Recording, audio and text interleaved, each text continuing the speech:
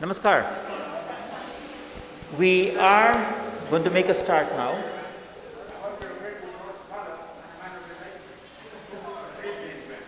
Ravidev ji.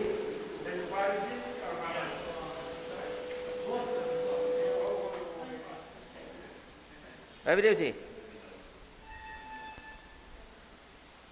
So first of all, I really want to thank all of you for coming. I know it's been not such an encouraging afternoon in terms of the weather, but a while ago we had invited Dr. Betoram to our annual graduation program, and I thought that it would be a good idea also to have the launch of the J.B. Singh book in Guyana.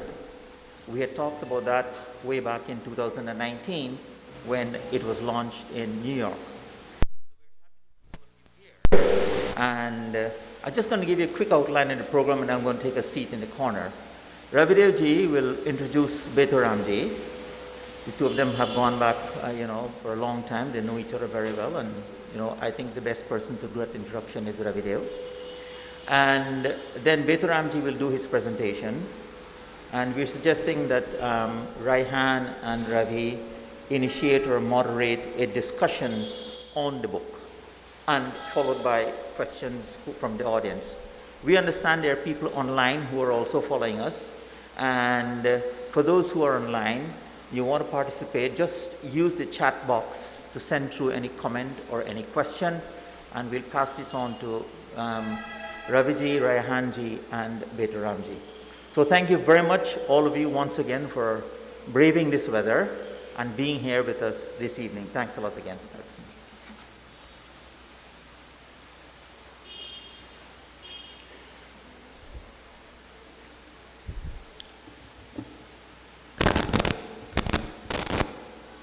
Thank you, Swamiji. Namaskar. Assalamu alaikum. Peace, grace, and hope. Today might not appear to be so because of all the rains, but it is an auspicious day, a very auspicious day. It is Mother Saraswati Day. Today we worship God in the form of Mother, but more so, Mother in the form as the bestower of knowledge.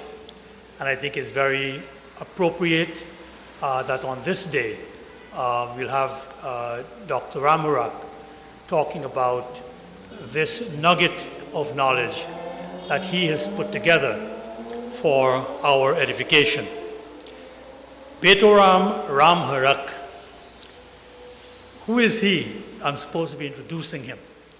So first of all, I'll say he's a Girmitya. So the question, of course, is what is a Girmitya? And from a very unusual source comes the answer. Paul Lucas was a Nobel Prize economist who is one of the founders of the endogenous theory of growth, the growth of the economy. And it's a rather arcane subject. So what does he know about Girmityas? Well, in 2001, when Vidya Naipaul won his Nobel, Lucas came out with his book on growth theory, endogenous growth theory. And he must have read A House for Mr. Biswas. And he says, if you want to know what my theory of how you can make countries grow, read A House for Mr. Biswas. Here is a man, a poor Brahmin man from Bihar, comes to the Caribbean. And after one generation, he works very hard. His son, Mr. Biswas, tries everything there is. And in one generation, his son goes to Oxford.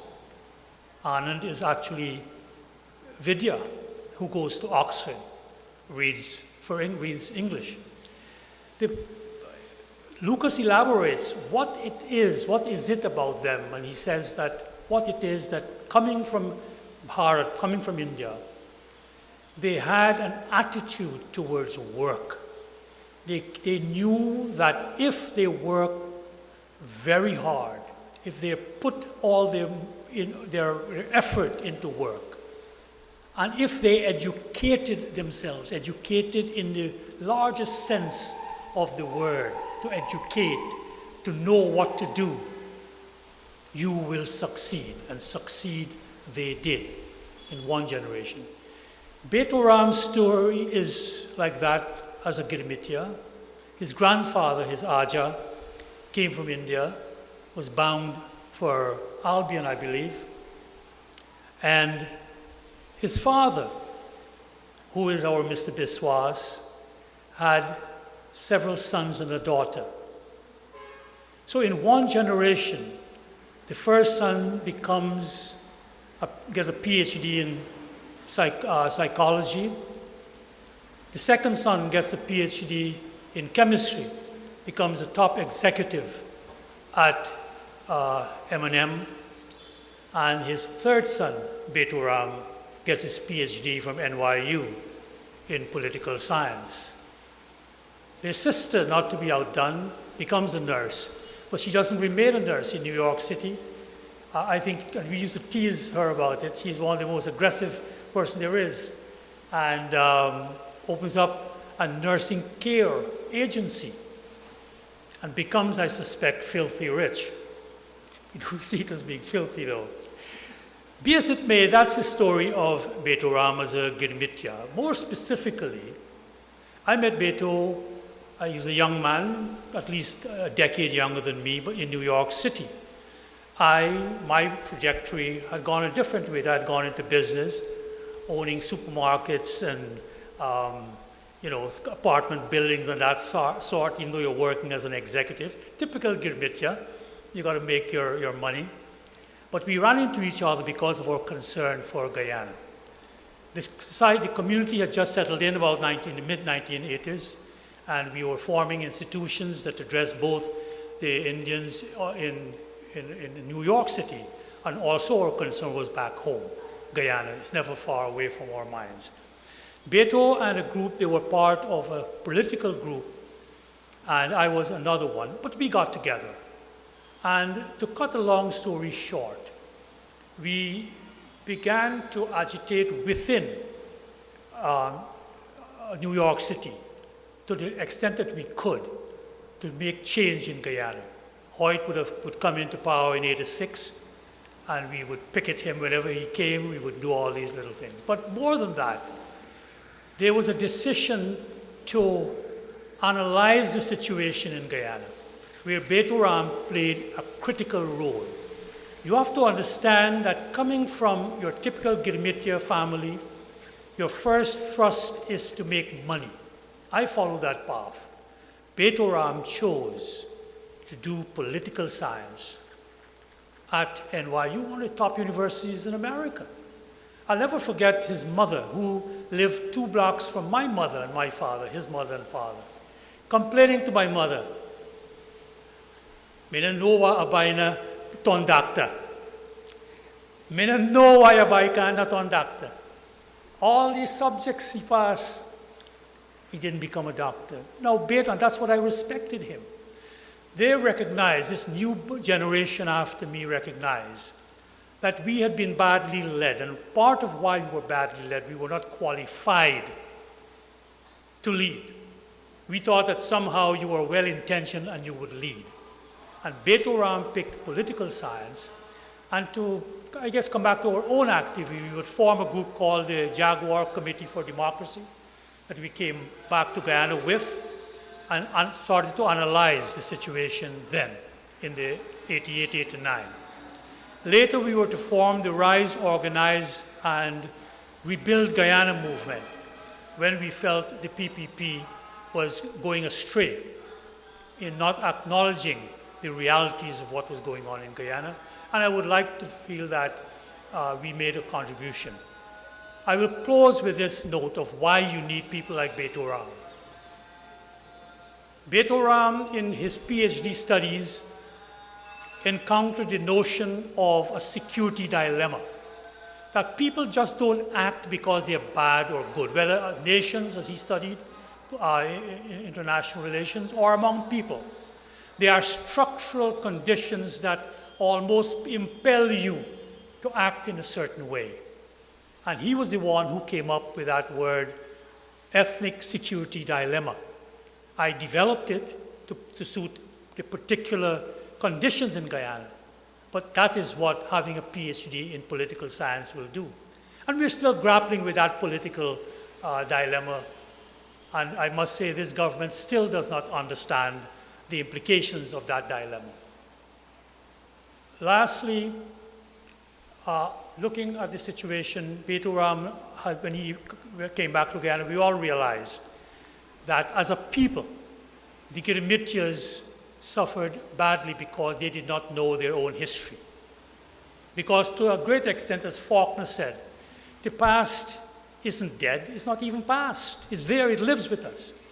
And he made a switch.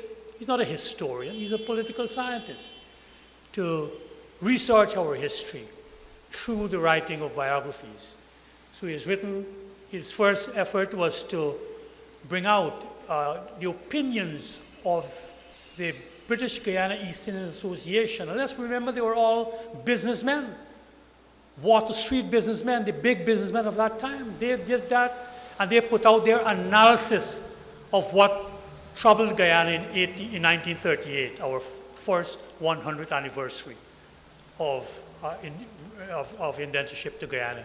And Betoram compiled those papers and put it out as a book. He then wrote the biography of Balaram Singh Rai, and now it has for us the biography of Jung Bahadur Singh. I would like to thank Betoram for all the discussions we've had over the years, and I will now ask him to address all of us. Betoram.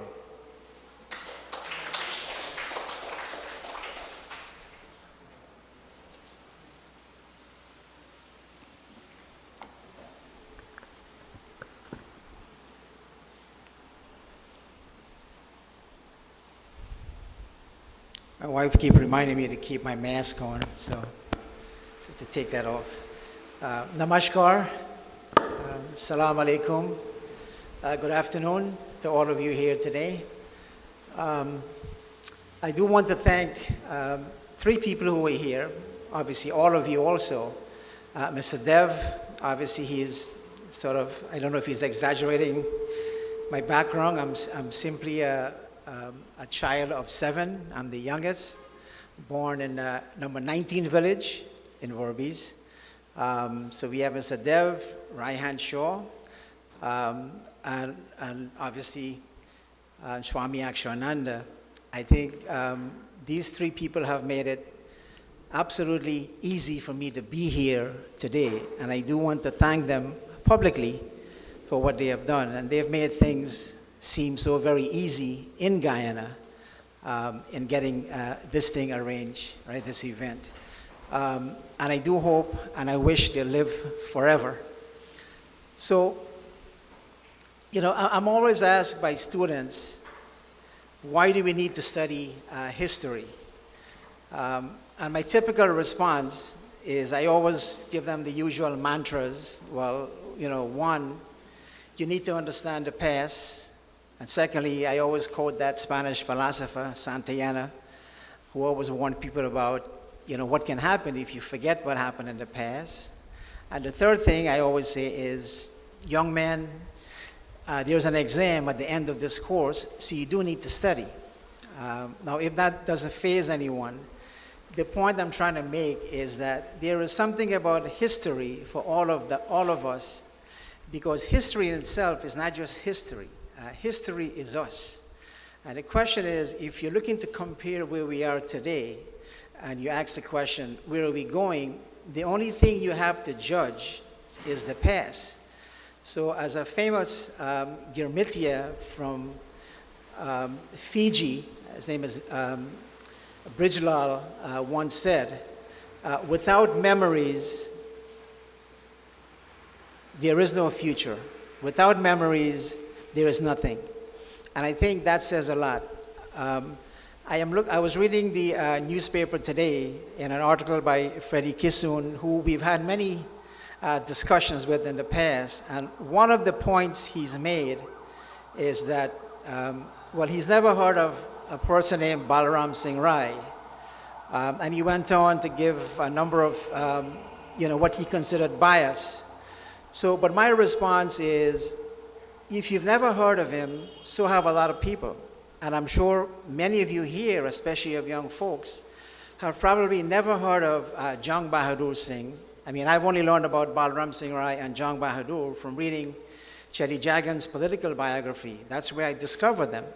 How many of you have heard of Alice Bagwande Singh, right? So my point is, if you've never heard of them, there is a history to be told about these people. And my simple point is that whether you see them as heroes or not, whether you like what they did or not, my point is they all deserve a place at the table of history. There's a story about Bechu. I've never heard of Bechu until Clem Charan wrote the book on him. There's J.P. Lachman Singh, there's Jainarayan Singh, there's, as I mentioned, Alice Singh, there's Chetty Jagan, and the list goes on and on. And all of those people with their collective actions in the past and their memories create a picture of who we are. So we have an obligation, a sacred obligation, to make sure that their voices are heard. And that has been, part of our driving force, at least my driving force in what I'm doing. People can debate about, whether these people have done good or bad, but the point is, if you have never heard of them, it's very difficult to make that argument or that assessment. So that has been our, our purpose, so to speak. So talking about history, when you look at the history of Indians, one thing stands out very clear is that those who have written about the history of Indians in Guyana tend to have that slight, that bias. You can go back to a person named Dalton, who wrote the history of British Guyana. I'm going back to 1855. And the way he described the Indians of Guyana, he didn't use the word Indians, the C word, coolies. He said they were like savages, vagrants, scavengers who were looking for food, and there were no history about them. There was another person by the name of Andrews, who Mahatma Gandhi had sent here in 1929 to examine the conditions of Indians in this colony. Now, we've learned, and there's a person named Basdev Mangru who has done some very pioneering work, even written a book, a sort of a self-praising book about Charles Andrews. But I've discovered something about him. When he was in Fiji a few years back, he considered, and he says this very plainly, that Indian women were like prostitutes moving from one person to the next. So we have to look at the biases, but that's not the only challenge we face when we look at the history of Indians. I'm talking about the omission and the way Indians are characterized in the Girmitiak community, not just in Guyana. I can tell you one of our famous novelists, Edgar Mittelholzer. He has written about 23 novels. And 8 of those novels, in 8 of them, he's situated Guyana, and he's talked about Indians. And he himself, in those 8 novels about Guyana, referred to Indians as the poor people who live in a community, and again, the C word keep coming up. They were coolies. Now, keep in mind, Mittelholzer grew up in Amsterdam, and he grew up among very prominent Guyanese like the Lacous, but that didn't faze him, right? So what I'm saying is, we have to write our own history. We have that sacred obligation, as I said, to put that history in context. Because if we don't, the question is, who will? Who's going to be so passionate to write about our history, especially the history that we are the actors and the people who make that history? Who's going to be more dedicated to put that story out there? And let the folks out there discuss, but we want to make sure that history is recorded and is out there. So now I do want to make this point that when we do so, we're not necessarily saying that, well, our history is the history that matters, right? All we are simply saying is we have that right to make sure our history is there, and we're not denying the history of anyone else in the society, right? And I will leave that at that. So I do want to take your memory back, if you can walk with me, to a place in Dutch Guyana, now Suriname, I guess about 280 miles from here, in a very small community. It's called Klein Combe, C-O-M-B-E, in Paramaribo, if you've ever been there. Now, this was a community where the Indian middle class, so to speak, those who have left the plantations in Suriname, right? They were hucksters, they were traders, and some of them have even traded. They've crossed the river coming into Guyana to trade. But in this community, there was a family named Sitel Pasad Dubé, who was married to Mary Dully. Now, I'm going back to 1910. This was a very significant year in Dutch Guyana for two reasons. One is Sitel Pasad was a very prominent Indian in the community. Why? Because he was an interpreter, spoke Hindi, and he was the middle person who would negotiate the problems that Indians would have, plantation or out of plantation, with the Dutch authorities. So he became very powerful, very prominent, right, in society. So he, as well as a number of other wealthy Indians in Suriname, again, this is Dutch Guyana, a colony, they formed an organization called the Surinamese Immigration Union. Again, this was in 1910. The purpose of that organization was primarily to ensure that someone can speak out on behalf of Indians, right? The Girmitias. Well, they call themselves Hindustanis. Some people call them Hindustanis in Suriname. So Sitel Pasad formed this organization. As I said, this was 1910. And the other goal was to ensure that Indians were integrated into Suriname society, right? So that was a very significant event. A lot of historians, even from Suriname, seems to have forgotten. And again, coming back to that whole notion of, our own history that is silenced. But I digress. 1910 again, Sitel Pasad had a daughter whose name, we know her as Alice Singh. Now, in the registry of Suriname, there's a different name, but I'm not going to get into that. That's a whole different story. So Alice Singh, in that same year, 1910, in an arranged wedding, was married. She was 18. She was married to this young man named Jung Bahadur Singh. Jung Bahadur was about 24 years old, right? Now, this was a wedding, and again, given the prominence of Sitel Pasad, who knew the immigration agent and so on, they've organized this massive wedding in Dutch Guyana. All the prominent folks were invited to this wedding. It was reported in the two major newspapers. The pictures were there, the two major newspapers in Suriname. So Alice described this wedding as a brilliant affair. But, and again, as a side note, this is a woman who's written the first, I would say, autobiography, 104 pages, handwritten. She was also very prominent in the British Guyana Dramatic Society, which fought to negotiate a space for Indians to promote their Indian culture between the two wars. But the feminists, or the people who are supposedly writing about our history, have forgotten about that part of Alice Singh. But again, I digress. To come back to Alice Singh, she referred, as I said, to this wedding. This was the Hindu part of the wedding, right? All the prominent members of Dutch Guyana were invited to this wedding, and Alice spoke very glowingly about this wedding. Now, you had all the pandits who you could think of were there, and they did all the necessary parts of the services that is connected to our tradition, going back to way back in ancient and ancestral India, all the way back to UP. So when this wedding was over, a number of hours, it did dawn to Alice and Jung Bahadur and her family that after all of this, time spent on this wedding, it's not completed. Because in the mind of Jung Bahadur Singh, this wedding was not legitimate because the British, as in Guyana, and the Dutch did not recognize those unions that were held under Hindu rites, right? Hindu sacred wedding rite.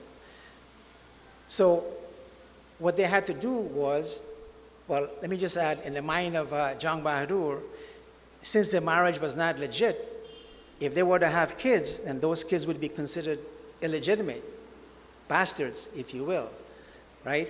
And Jung Bahadur was a busy guy. He did have 7 kids.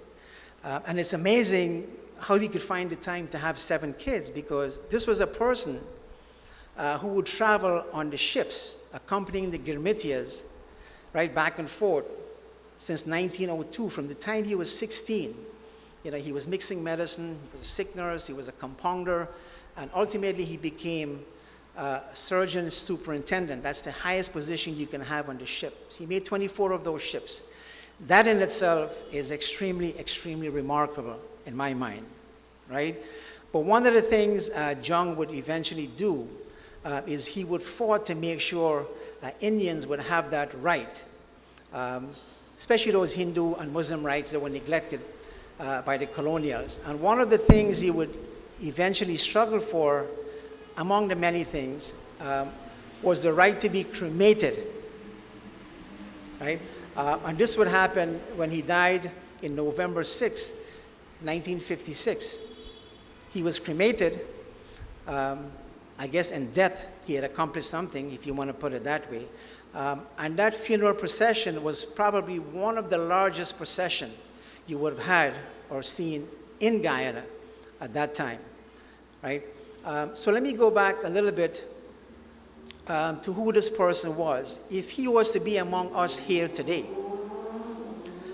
you would have seen a person who was short, bespectacled, he wore eyeglasses. He would have been about 5 feet, I guess 3 inches, according to the family and the pictures we've seen, right? For lack of better words, he had Chinese features, because we know his father, Dan Singh, was actually a tailor who had Nepalese lineage. And if you look at the folks in Nepal, they're Hindus, but they do have that Chinese feature, right? So Dan Singh, his father, would travel from coast to coast plying his trade. He was a tailor, haberdasher, right? And he would dress in his pagri, in his dhoti, right, and his kurta, and he would travel across the coast and sell his Indian-made clothing. He may have gone to Suriname, I don't know, I don't have any evidence to support that, but that's what he did.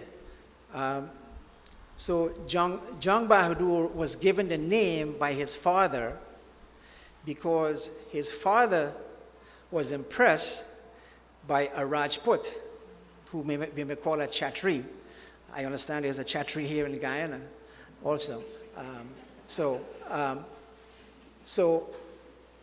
the father, who had Nepalese lineage, selected the name Jung Bahadur because there was an important leader in Nepal, Jung Bahadur Rana, who was a Rajput, and he was able to get all of the clans in Nepal united. So he did some very progressive things in Nepal. So that is where that name actually comes from. And of course, Chetty may not have known that when he and his father met with JB in 1935, soon after Chetty had finished Queen's College. But Jung Bahadur did tell Chetty Senior and the young Chetty, send the boy abroad to study abroad, right? And that's where that idea was planted in Chetty's mind, in Chetty's father's mind, right? So to come back to Jung Bahadur, there's a lot of things about him that I discover, and I have to say it did take me a long time to kind of put this picture together, but for me it was a labor of love because there were some things that I never knew about him that were very, very significant. And as I said, I did discover him in Chetty's book. but it was just a footnote. The one thing, or the one major thing that Chetty had referred to Jung Bahadur was the election of 1953. Now, Jung Bahadur was elected to the British Guyana Legislative Council in 1930, so he served from 1930 to 1953. And he would have been in every single committee and subcommittees you would have found, in that council. So he would have done everything you could possibly think of, right? So in 1953, that was the election, where he lost to what is Chetty referred to as, I believe, a shovelman, Fred Bowman. In that election, I think Fred Bowman was able to get, 62% of the vote to 26% for JB. But there's some things about him as a member of the legislature that is very significant to note. And one of those things that he did was he was very prominent in terms of, fighting for universal adult suffrage. We say in the United States, it wasn't all about, one or two people, like Martin Luther King, for instance, who did everything you could think of that culminated in all of those changes in the 1960s. There were many people behind who have done a lot of things. It wasn't just about Gandhi. There was, Chandra Bose in there. So all kinds of people behind, who we put up as leaders or who we see as leaders. So we need to keep that in mind. So going back to this universal adult suffrage, Jung Bahadur, as well as the British Guyana East Indian Association, which was formed in 1916 in Berbice. It went dormant for a while, but then it was revived in 1919. They have been struggling for the whole notion of to expand the universal adult suffrage. So it was in 1941 when a franchise committee was formed to look at this issue. There was a 23, I believe, person committee. Jung happened to be one of them. And he represented a minority view, which he debated in Parliament. The records are there, right? If you go to the archives and look at those records and the debates during that time. So the British and the majority in that committee argued that there's no need to expand adult suffrage. Well, there's a lot of people who are illiterate, and there's a lot of things to be considered. The laws have to be changed, so, let's shelve that for now, right? Jung's response was, hey, if they're illiterate, you're saying, that's blatant discrimination right there. So change the ballots and write it in Urdu and Hindi, and that may solve the problem. But the point is, he held on to that position for a long time, and of course, when Chetty and others came on the scene, there was a faster movement to get that movement going. And in 1953, it was the first election held on the universal adult suffrage. But I do want to go back to something significant that was debated with Hugh Nathaniel Critchlow, the labor union leader, who was a very prominent, and we have to give him credit for this, very prominent in advocating for the right to vote, right? Ever since he formed the union.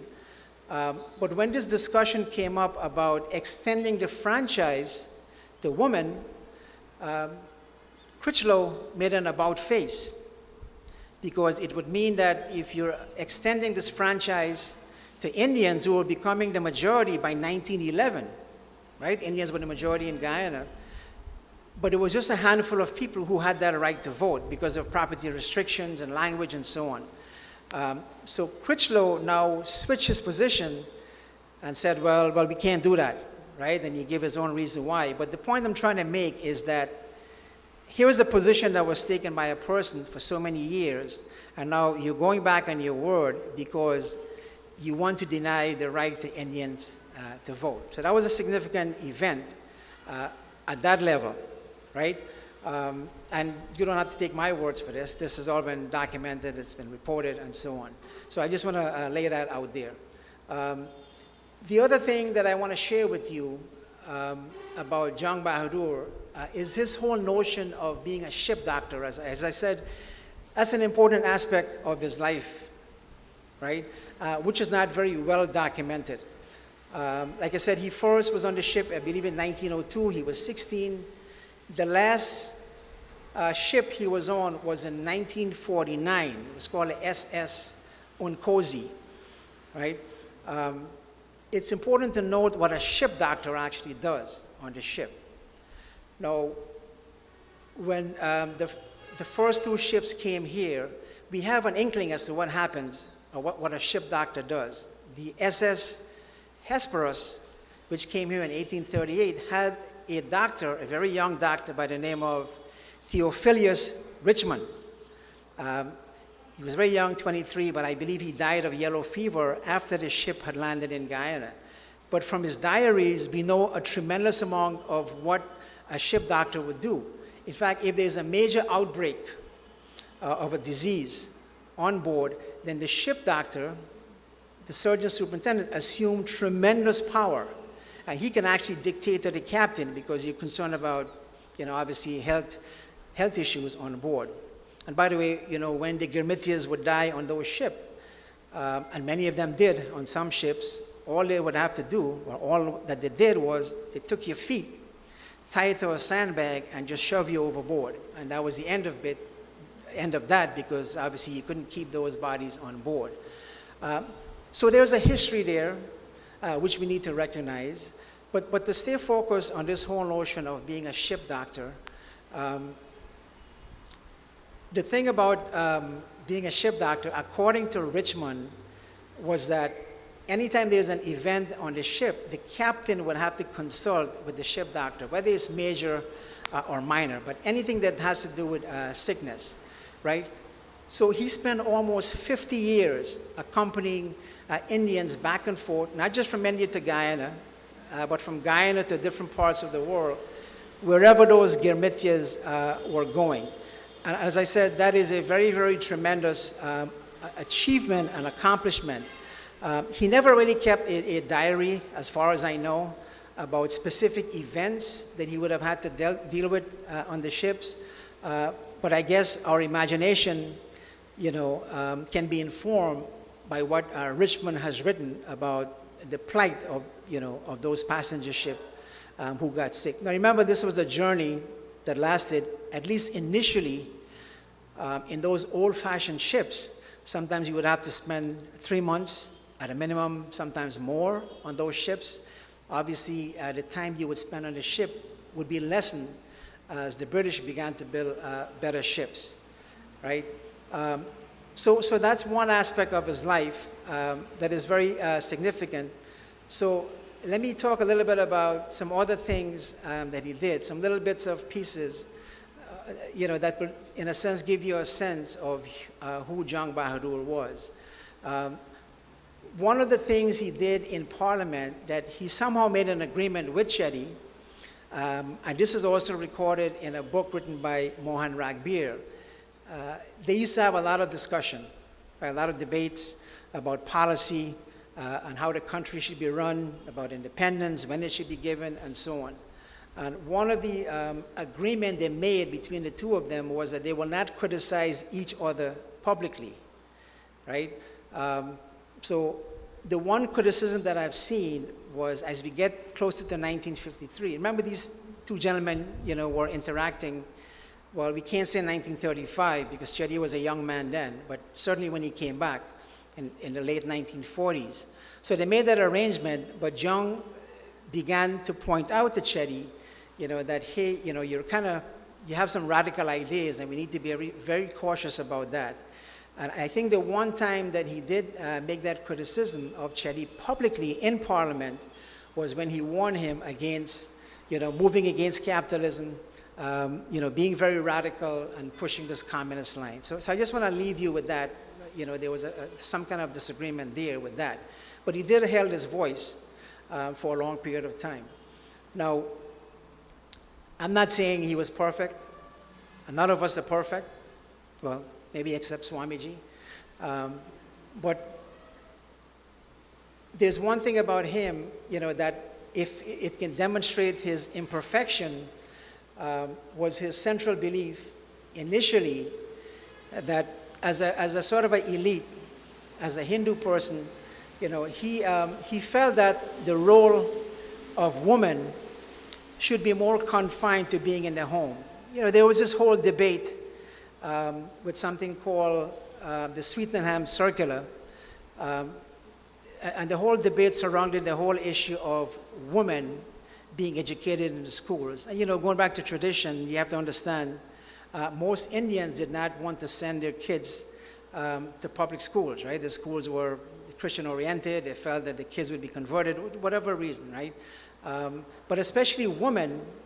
But Jung had this belief, I guess you can say the same for my parents, that the women should be in the home. They should not be out there in schools and so on. So he held that position for a long period of time until that debate took center stage in the newspaper. There was a person by the name of James Ramphal, the father of Sridhar Ramphal, who took on JB on that issue, and he made a very cogent argument. And at that time, people used to write under a pseudonym. So Ramphal's name was, I believe it was Akbar Shah. He was writing under that pseudonym. And he made a good argument, and eventually JB did change his dispensation, and he agreed with G.I. Ramphal that yes, it is important because you can't go against the figures in terms of what you were seeing and what you were looking at, right? So I know you're sitting and you may have questions, so I do want to save some time for that. But I want to go back to some quotes. These are not mine, right? If you can bear with me for a second.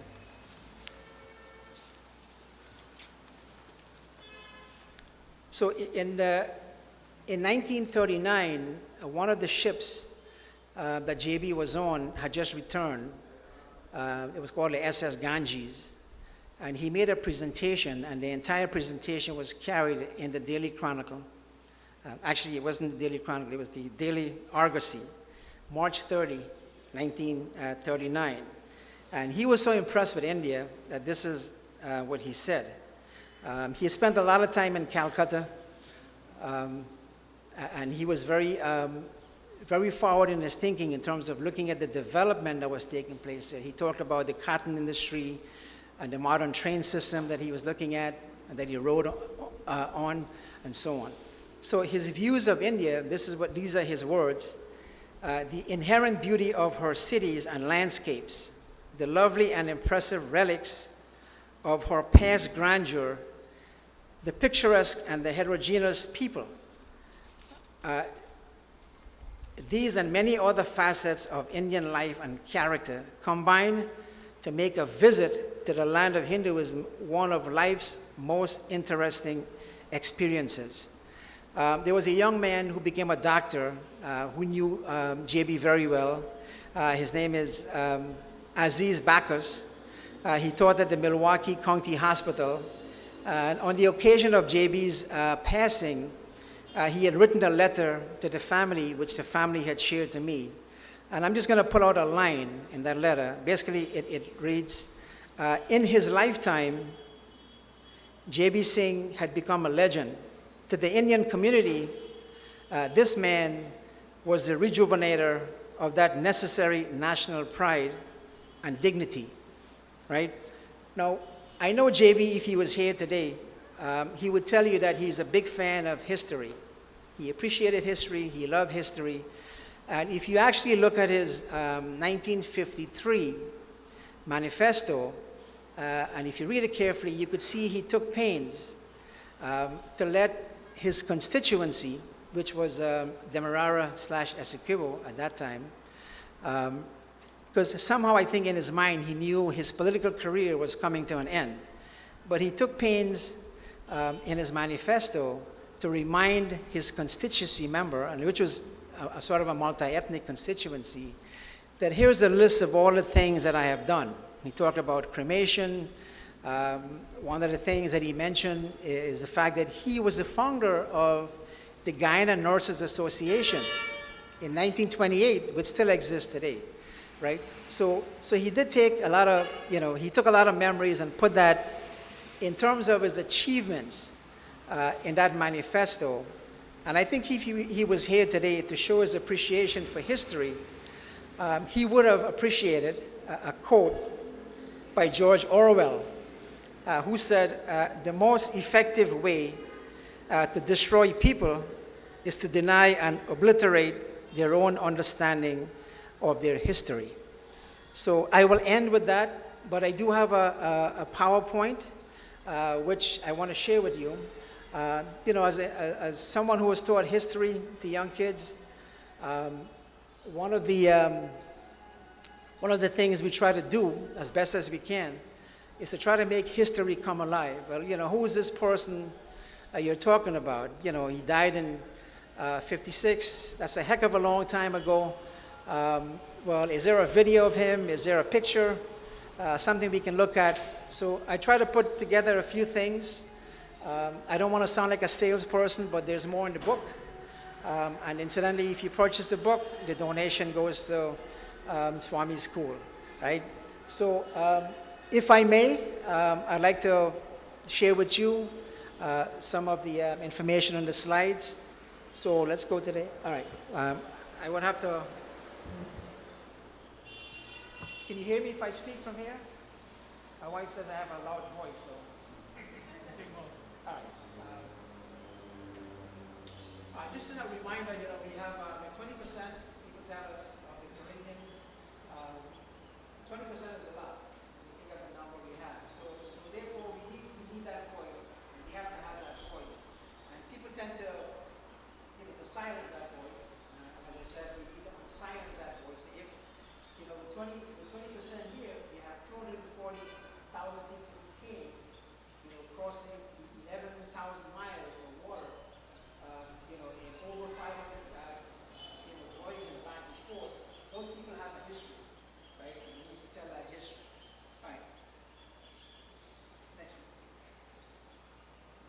This is a famous quote by Hauser, again, demonstrating that even though we move out from the Logi, we move out from the plantation, you know, we're still somehow they see us as people who still have that or should be living in that state of mind of being a Korean. Next one. This is a picture I discovered in the Daily Chronicle. This is following the time of his death. The cremation ceremony, medical doctor. Right? As I said, this is a large procession when you look at the number of people who showed up to his funeral. Yeah.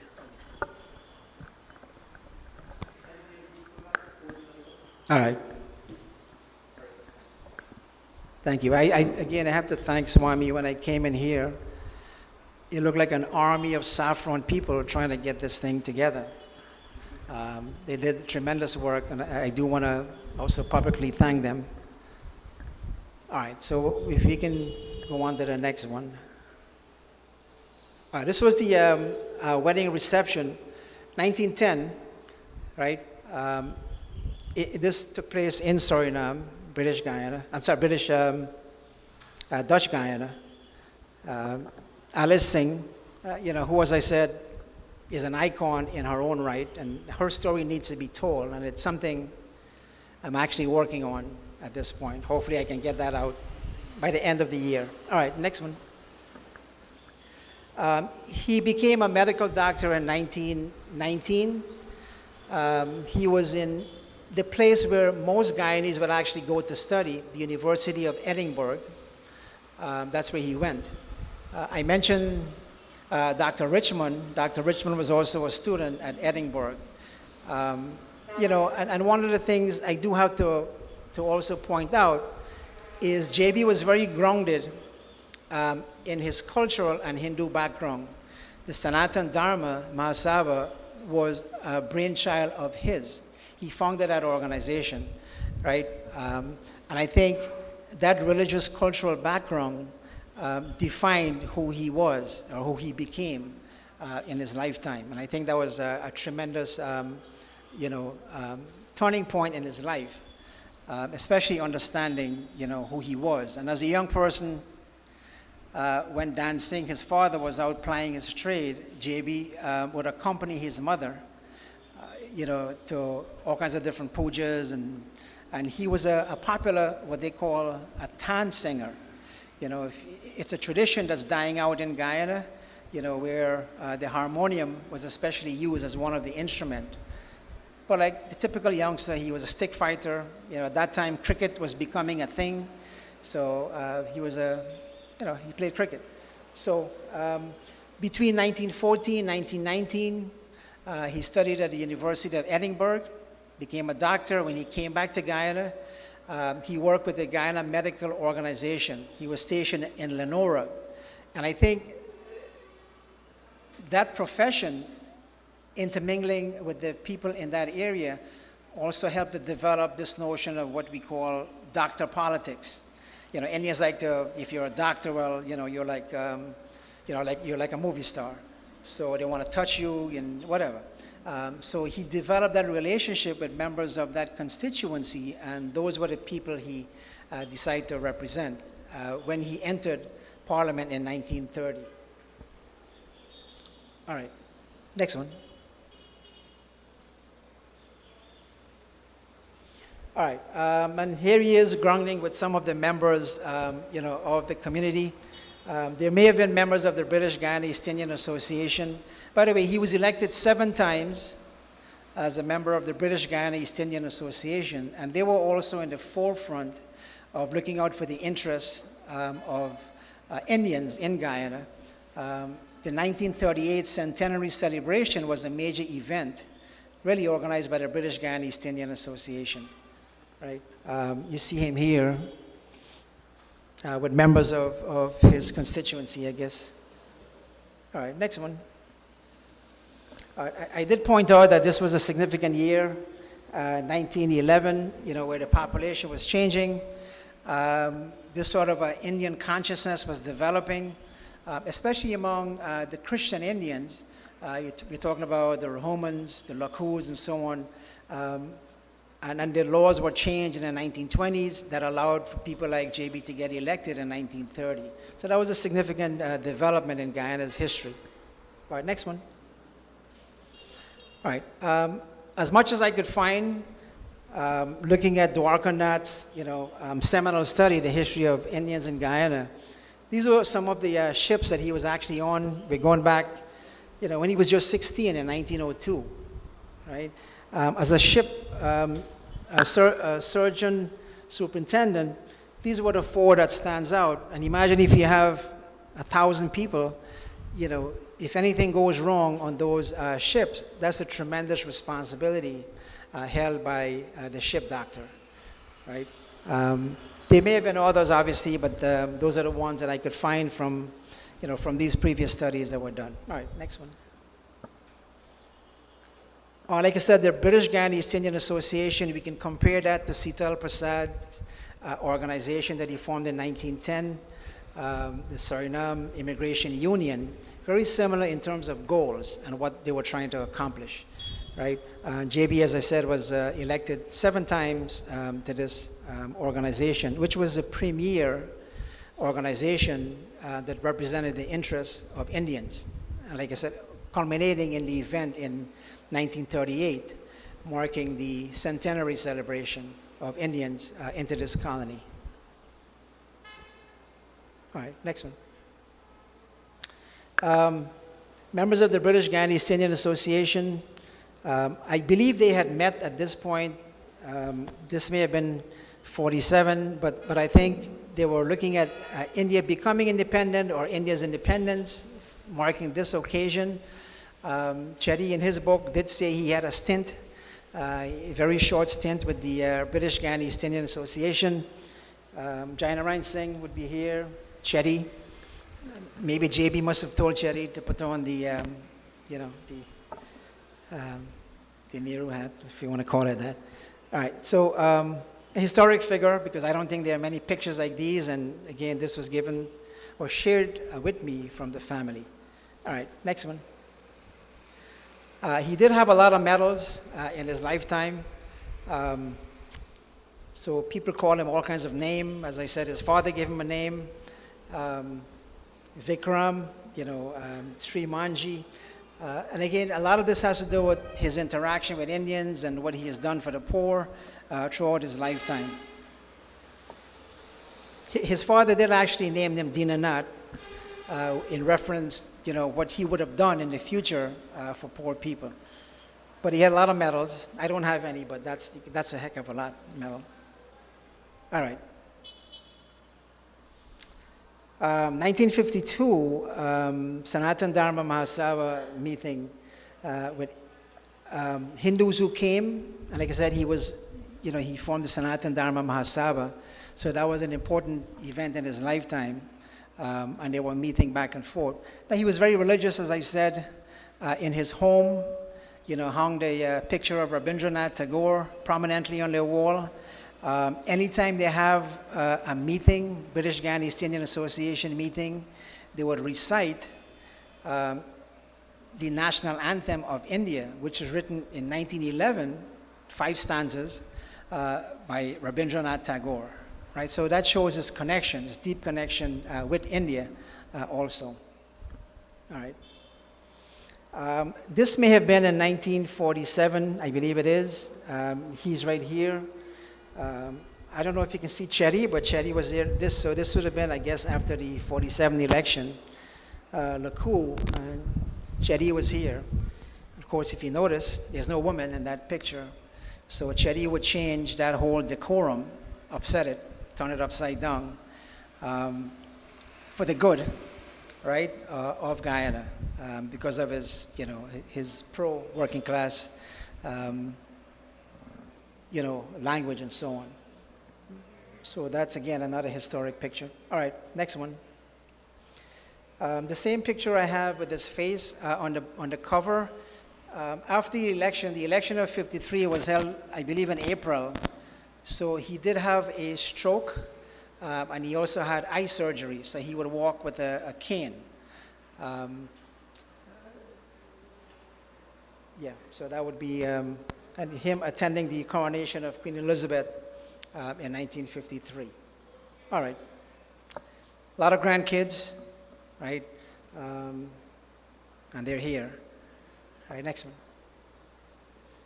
So just to kind of, if I can just quickly summarize this, as I said, he worked on the ships, medical doctor in 1919, the Guyana Medical Organization, elected to the legislature for 23 years.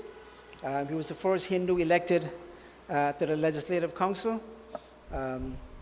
Spoke Hindi, Tan singer, and as I said, he was the founder of the Nurses Association, 1928. All right. So that's in a nutshell, or a bird's eye view, my rendition of what I discover about Jung Bahadur Singh. And I hope you get something out of it, because, as I said, history is important for us to acknowledge, right? And all of these historical figures, prominent or not, do have a story to tell. And someone has to tell those stories. As I'm sure there are some of you in this room who people will be writing about at some point in the future. So I do want to thank you for being so patient and listening. All right.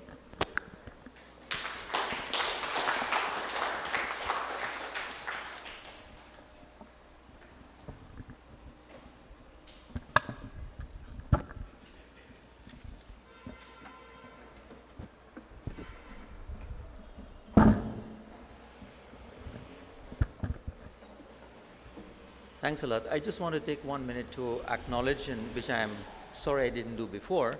There's Jaya Singh here, as well as Janarayan Singh. Janarayan Singh is the grandson of J.B. Singh, and Jaya ji is the great-granddaughter of J.B. Singh. And I hear about Jaya Singh, and I was wondering if there's a B between there, Jaya Bahadur Singh. But maybe not, huh? All right. So I just wanted to take the opportunity to acknowledge your presence here. Thanks a lot. Yeah.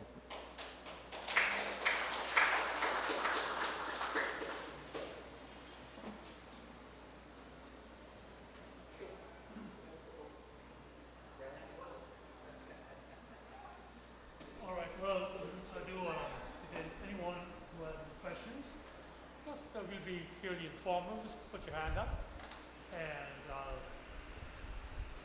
floor to Dr. Ramra. Any questions? This is very easy. Christopher Ram?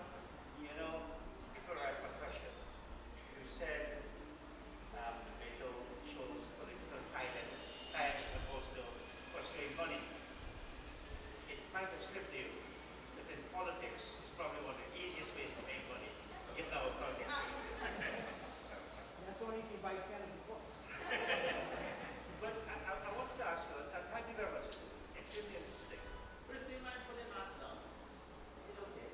Okay. Yes, sorry, thank you. I wanted to ask you if you think there was a class clash between JB and Czechia, which caused them to tore apart in the 1953 Universal Adult Suffrage elections. Yeah. All right. So you're putting me on the spot here. Might get in trouble with the powers that be, but okay. So to take your question, I think we have to go back a little bit in time and look at the differences in the character of these two men. But the short answer to your question, yes, there obviously was a clash because Chetty, he was very young and vibrant. You can't take that away from him. And I've been writing in the newspaper here, his major issue, which I think is a tragedy, obviously, he had his flaws, and we can't take away what he has done for all of us, not just Indians, but everyone in this country. He had this sort of, I don't want to use the word, I want to be careful what I use here. He had this undying commitment to communism, right? If you want to call it Marxism, communism, whatever. But that wasn't just the whole picture. It wasn't just having a communist Marxist perspective. I mean, Rodney was, Barnum was, and so on. Or some people have written to that extent. But the problem was he was a very pro-Soviet person. And when you look at the record, you can go back, look at the records from the formation of the UN and so on. There are very few leaders who took that kind of position. They were nationalistic. They may have been Marxists. I'm thinking about people like Arbenz. You're looking at the leaders of Guatemala and so on. And there's a history of those people. But they were never really so pro-Soviet. Chetty in as early as the 1940s, as I've argued, and if anybody has read it in the paper, he had that commitment very, very early on. So his vision was built around that vision of what life should be, which is a noble thing. It's an ideology. But the problem with that is he excluded everything else. There were no nuances in how things. Well, I think the best example I could give is with Rodney, right? Rodney was a guy, if you ask him, he will tell you, and he said this, I'm a black person, I'm a Caribbean person, I'm an African, and I'm a Guyanese. All of those things in one, and that means something. So he wasn't just a blindsided pro-Soviet Marxist, right? He had those nuances that defined who he was as a person. And I had argued, and I've seen a couple of manuscripts that I've reviewed for publishers that are making the same argument, that Chetty world became so simplified in that vision that nothing else mattered. So if you were opposed to that position, you were seen as an opposition to the Marxist creed that he was trying to build, right? So yes, there was a class distinction, but Chetty didn't, and the point I was making also is he didn't have that sort of grounding, like Balram Singh Rai, whose father was a founder of the Arya Samaj, right? He lived here. Chetty left here when he was very young. He didn't have that grounding in being involved, in things that are considered Indian, right? He admitted in his book that these, Indian celebrations and so on didn't really mean much to him. So the things that shaped his mind was that philosophy that he developed outside in the United States. And of course, we can't excuse, Janet, who also helped him along that way. So he didn't have that cultural grounding, which I think was absent. So it was easy for him to accept, lock, stock, and barrel, that whole vision of what society should be like. And he has written, and I don't know if he has ever thought about these things, In fact, Clem C. Charan had asked him, there were many people, like the Wesleyan Society and so on, the Lacours and the Romans, who were discussing, things happening in India, Indian issues, education issues, and so on. But Chetty was never involved in all of those things. So that sort of Indian orientation was not there. 1947, his time with the British Guyana East Indian Association was short-lived. And he felt they were kind of racist, like the League of Colored People. So his vision didn't allow for those things. So that class thing that you mentioned obviously took on a life of its own, culminated in 1953. But Chetty did recognize there was something about JB when he said that election in 1953 with JB was the most significant. Those are the words he used in his book. So the answer to your question is yes. That class thing was there with Chetty and everyone else, I would say, who opposed him at that level.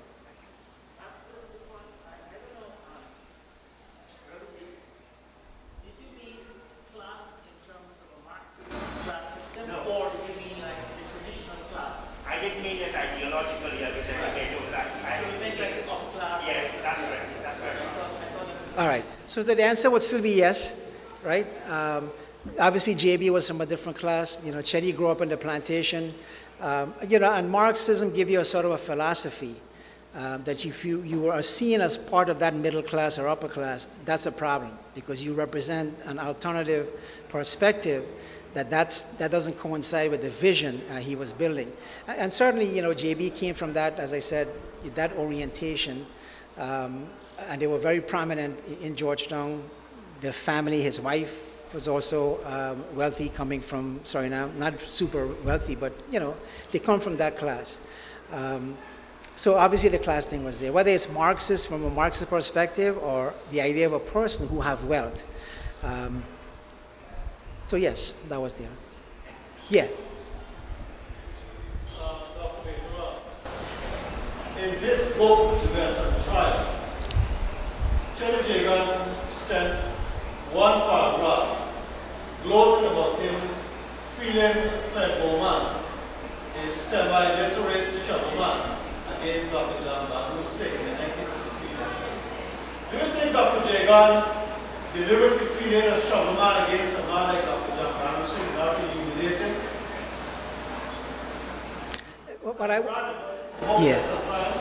Well, I wouldn't say the issue was to humiliate him because, like I said, he did have some kind words for JB, but he felt JB was too caught up in this religious, perspective and so on, and that would support, Chris's point about this whole notion of Marxism. But there's a footnote to that. I think Fred Bowman he had actually left. Somebody can correct me on this, but I think he had left the PPP after he was elected. And went off on his own, just like Brindley Ben had left the PPP after Chetty had supported him in that famous election in 1962. But I don't think he had that attitude where I want to go out and humiliate that person. I think Chetty was a humble person, and his thing was more from an ideological perspective. He would put up people who share that philosophy against people who don't. And I think that's what the Bowman / Jung Bahadur event was all about. Because like I said, he did have those, kind words to say, right? There's a question on Zoom from Omar Narayan. He's asking, what did he do to make a difference in the Indian Guyanese society that our school children should know? Okay, say the last part again. I missed the last few words. Okay, so I'll repeat it. What did he do to make a difference in the Indian Guyanese society that our school children should know? Yeah, good question. All right. Again, let's step back a little bit. The problem here that I see with school children here is that there is no reflection on what they have done. I think that's part of the problem. There's no reflection on what people like J.B. Singh has done to ensure that their legacy is reflected in the school curriculum. We talked earlier about the whole, before you guys came in, about the whole debate that has been initiated by Ravi and Raihan about the ministries. It's actually posted on the ministry's website, the Atlantic series. When you look at those series of books, it seems like the Indian element is missing, right? But it is missing. Guyana's first people, the Amerindians, are not even represented. And that's just by looking at the first book, as Ryan had said. So there's a sort of a history, that denial of history of what those people have done who came before us. And it's not just being silenced, I would add, by the powers that be, but it's also, in a sense, if not being silenced, is being ignored by the people who you think should know better, and try to include that history of the people who came before us. So things like the struggle for cremation, for instance, right, in terms of what he did, that's not mentioned in any history book that I can think of. So they have done their part, right? I mentioned Balaram Singh Rai, what he has done in terms of, taking over this dual system of schools, the whole notion of, balancing the armed forces. These people have done what they felt was important, right? But the problem is the tradition of trying to wipe out what they have done and to ignore what they have done in our history books continues today. And I think that's a tremendous problem. And we don't have an acknowledgement from people who should know better to include the people who know about this history and make it available for a future generation. And I think that's where the connection has to be. That connection is missing. So it's not just that those people have not done much. They have done a lot. Even, if you focus on one aspect of his life, the work he has done, as, being a ship doctor, those things are recorded, right? We know now from the evidence we have. What does it mean to be a ship doctor? Obviously, things have changed. But there's a history there that needs to be recorded, because if you ignore that history, we're in a sense ignoring who we are, right? Yeah. Mr. Jairal Kisunya. By the way, Jairal Kisun. the veteran said, who is J.D. Kisun? Please invite that man.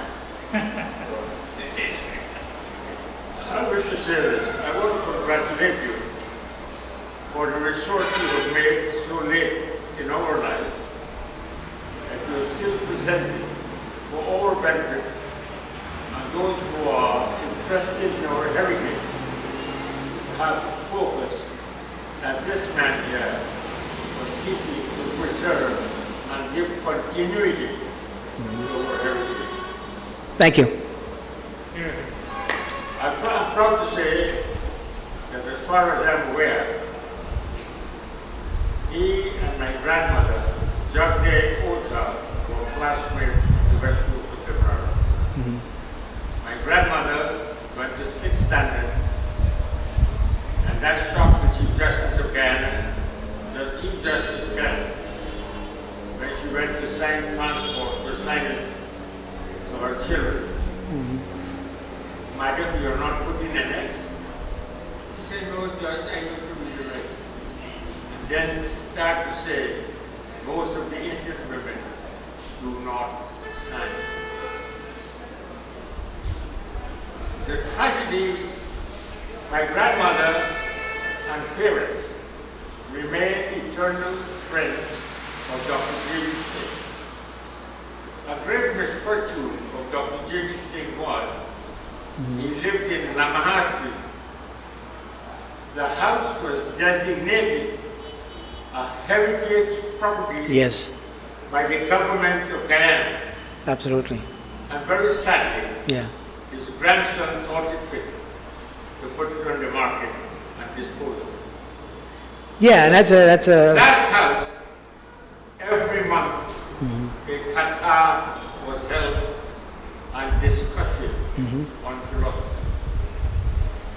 He engineered the Mahasabha Incorporation.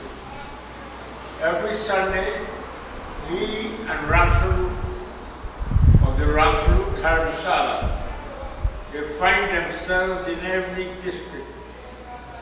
The because I think Dr. J.B. Singh also knew Urdu. And so they went from community to community, imparting knowledge, and by his presence, the reverence of his statement attracted. Yeah. His darling wife founded the Dramatic Society, where Justice Gaya Prasad, Akbar Khan, and most of the intellectuals of that period attended. Because of that inspiration of J.B. Singh, the Modern Education Institute was founded by Mr. J.I. Ramphal. Yeah. J.I. Ramphal addressing, I went to Indian First College, and addressing us, he said, when he opened the school, the black comrade teacher said, what happened to education?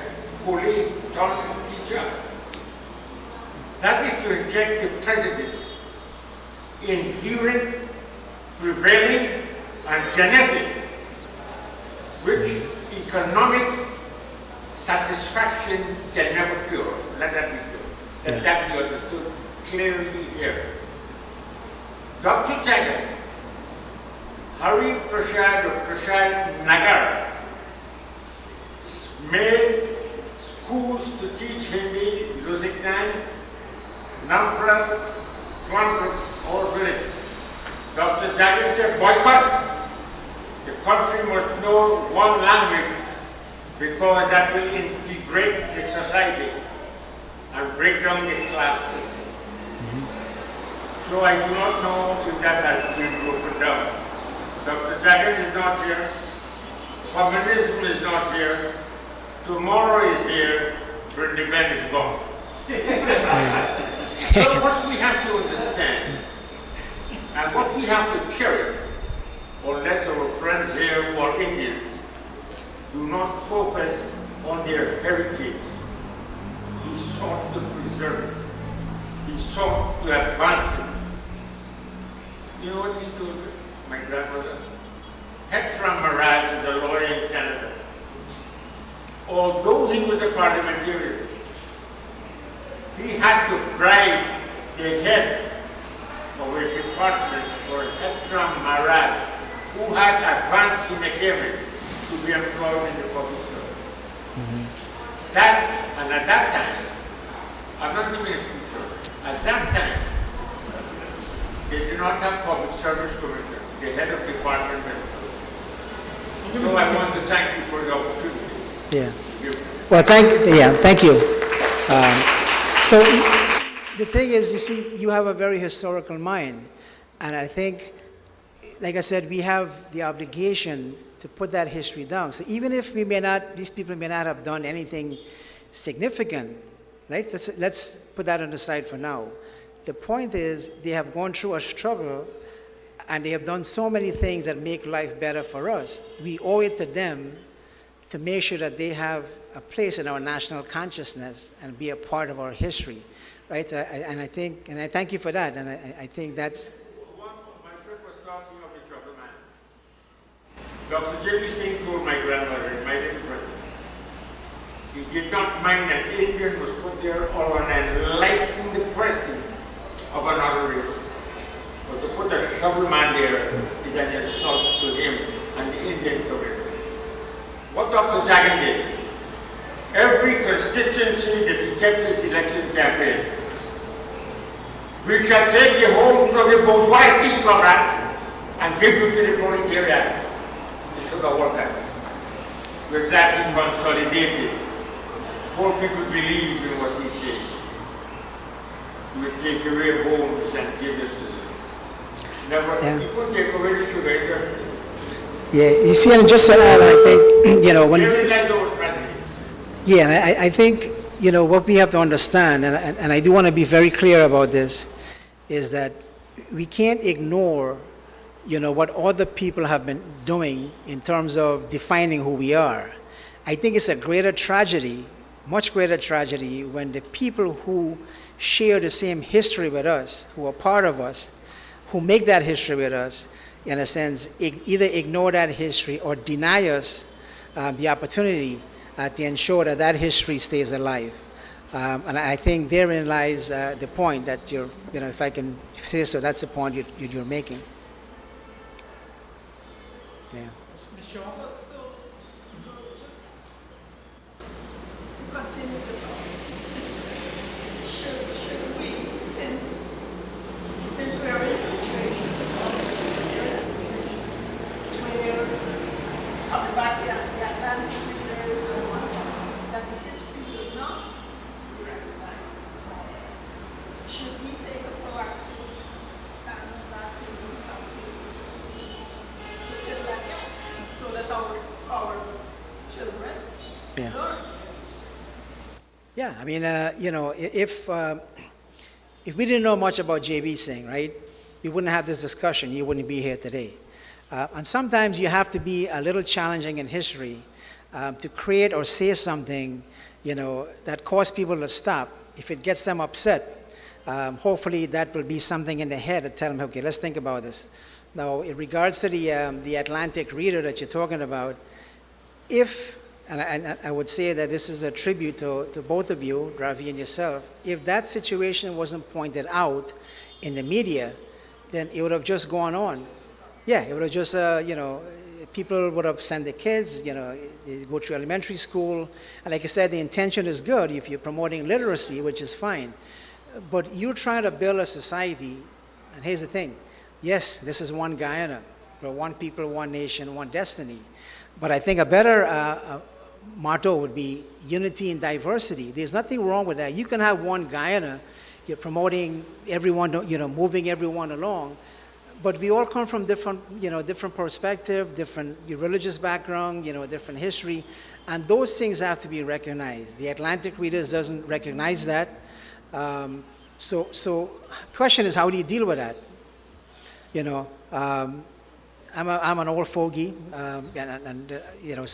so that burden has to be, felt or taken on by the younger folks, like the folks who are standing in the back there, because it is their kids who will be privy to that kind of silencing of the history of Indians.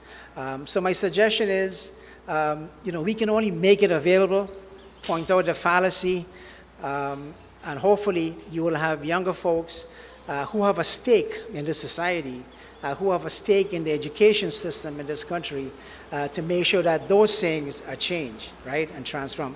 And like I said, it is more of a tragedy, as I said, because there's a veneer, because you would like to think that the people who you voted for, who are supposed to be representing you, are holding your best interests at heart.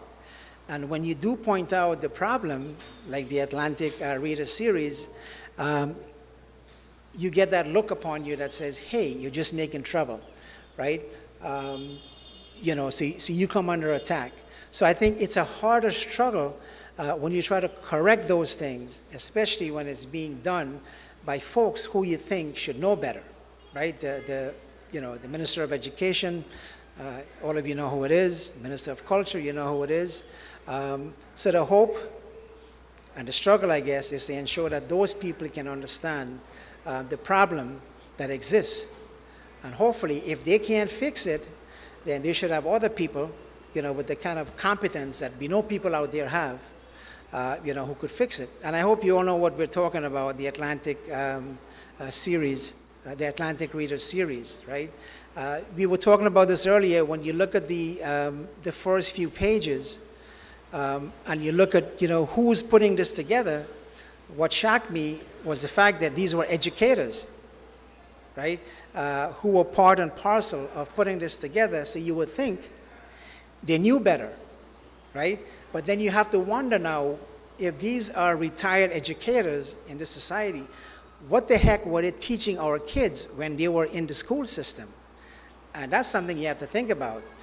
In the United States right now, I was part of a curriculum change, and there's a lot of stuff going on about changing education. And the folks I was working with wanted to make sure that the textbooks, have specific events. Like there's an event in 1923 in the United States, in Oklahoma, where an entire area of middle class and upper class black folks were wiped out by a gang of racists, so to speak. And that's just a blemish in the history book, right? I've been a social studies teacher. I worked in the high school system too. And I can tell you over my career, I've had 2 occasions to write to publishers of books. The first one has to do with the fact that these old history books we were using made reference, to the old Aryan theory, Max Muller's, notion that the Aryans came from outside of India, and those books had to be changed. There was another event more recently where I wrote to the publisher, where they submitted an electronic textbook. They have a picture of all these deities. They have Christ, and you have a picture of Muhammad.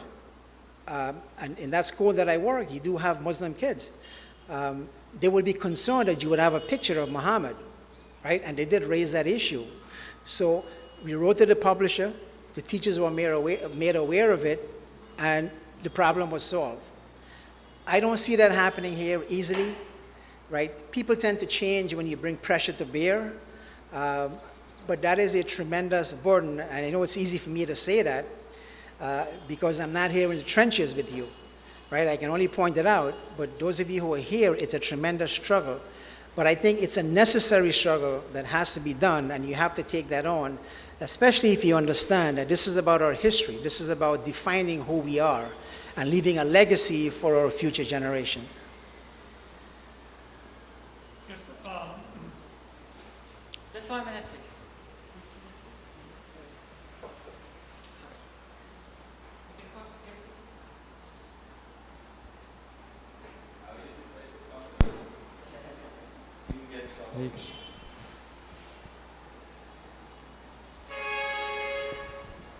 This is.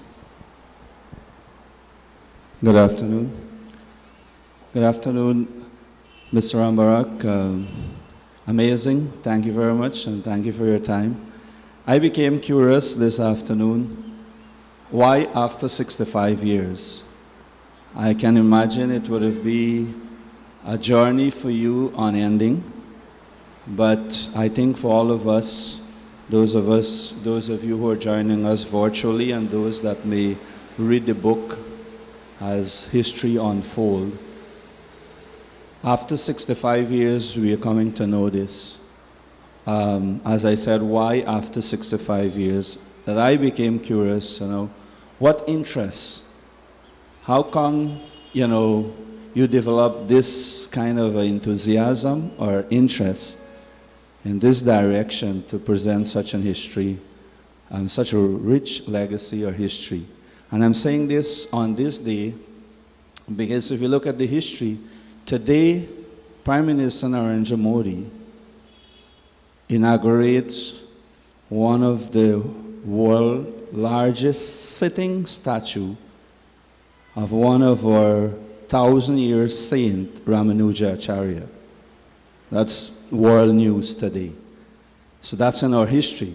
So I'm saying that, very simple for us, because the students are here and many educators are here. I'm sure there are many, many persons in our short 183 years, 185 years history of our ancestors in this country. Many persons would have made tangible, or tons and tons of contribution, and it would have gone unnoticed. So what inclination, what interests you to present this book? Please share that with us. Thank you very much. Well, okay.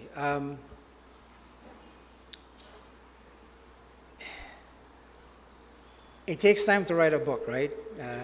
You have to meet people. Like, if we take the J.B. Singh book, for instance, I started out by reading, obviously, Cherry's book.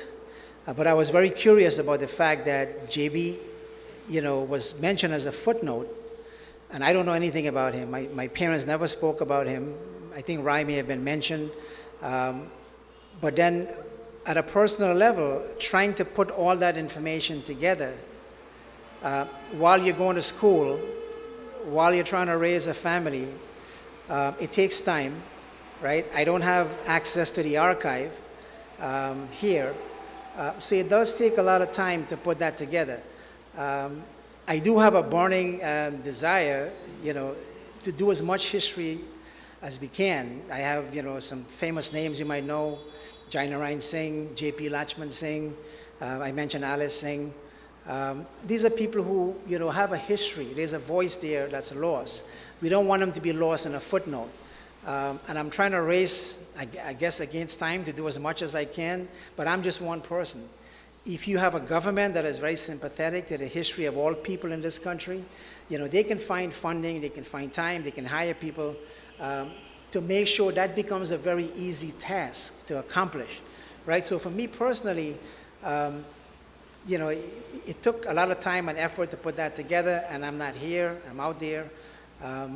But like I said, there's an easier way to do it if you can get the government to focus on and understand why these things are very important for us to do. And hopefully, younger folks may take up the challenge and get it done as fast as we can, right? Because history is like history is living, right? It's something in the past, but it defines who we are. And things normally change with information, right? Like for instance, if I can go back to the Balram Singh Rai book, a lot of information came out, from the U.S., some U.S. documents, things about Chari that we know today. A lot of it are being released. A lot of information was released by MI5, at least up to 1961. And then there's the U.S. documents. So that information is now useful for people to take and put together. But like I said, long story short, it does take time to put these things together.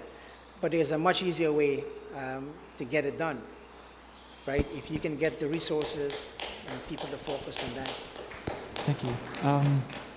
Okay, what I'd like to do now is to bring this session to a close.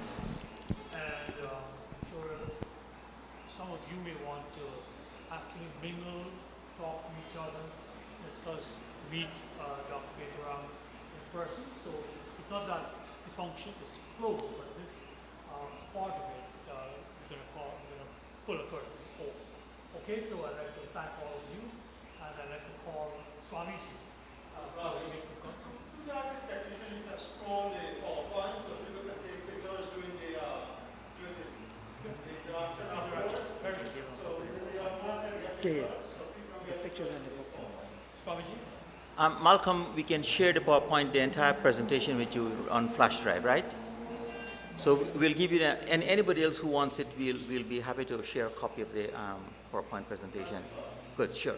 So again, I want to echo Raviji, Betaramji, to thank all of you. It has been a most unexpected kind of response. The weather has not been very good. And we have been on the phone calling people to register, ask whether they're confirmed or not confirmed. And I'm glad to see that 90% or more of us are here.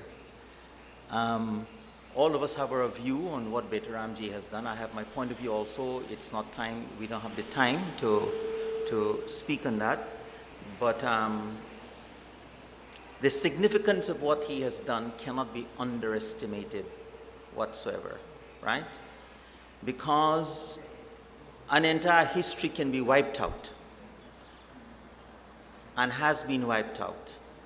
And to restore that, it takes a lot of work, but not only of intellectual ability, but work of courage, right? If you know what I mean in this society in which we live, to write a book on Balram Singh Rai and restore him to a place that he deserved in the society, to write a book on J.B. Singh, a history that was unknown to us, and to restore him to a place that he deserves in society is a major, monumental task. And I really want to thank Betaramji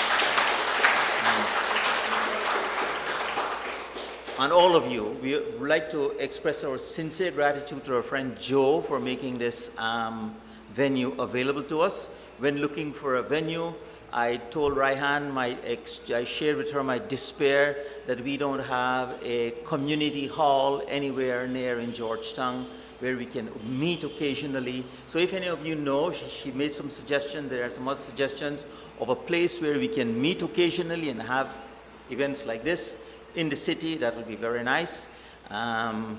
And so we are looking forward, and I can guarantee you that this is not going to be the last of these events, even if it means inviting Bahadur Ramji again in the future for all the project that he has decided to undertake. So again, Justice Roy Ji, I want to thank you, Jaya, right, all of our friends, Yog Ji, all of you who have showed up here. Thank you very much, and good evening.